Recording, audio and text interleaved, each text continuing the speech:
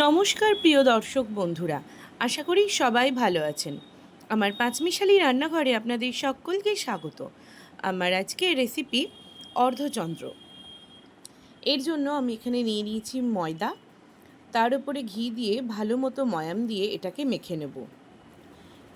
এখানে আমি কোনো রকম জল ব্যবহার করিনি, এই ঘি দিয়েই এটা মাখা হয়ে গেছে। এরপর গুঁড়ো ময়দা দিয়ে এটাকে একটু মোটা করে বেলে নেব। তারপর একটা গ্লাসের সাহায্যে এইভাবে চন্দ্রাকারভাবে কেটে নিয়েছি। সাদা তেল কড়াইতে গরম করে একে একে এই অর্ধচন্দ্র ভেজে নেব। অপরদিকে একটা বাটিতে চিনি আর জল দিয়ে আমি একটা শিরা বানিয়ে নিয়েছি। এগুলোকে ভেজে তুলে নিয়ে সেই শিরার মধ্যে 2 থেকে 5 মিনিট রেখেই আমি তুলে নেব।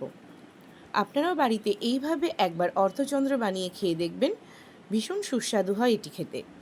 ভিডিওটি ভালো লাগলে লাইক, কমেন্ট, শেয়ার করতে একদম ভুলবেন না, আর অবশ্যই আমাদের চ্যানেলটিকে সাবস্ক্রাইব করে দেবেন। দেখা হচ্ছে পরের ভিডিওতে, ততদিন ভালো থাকবেন, সুস্থ থাকবেন। ধন্যবাদ।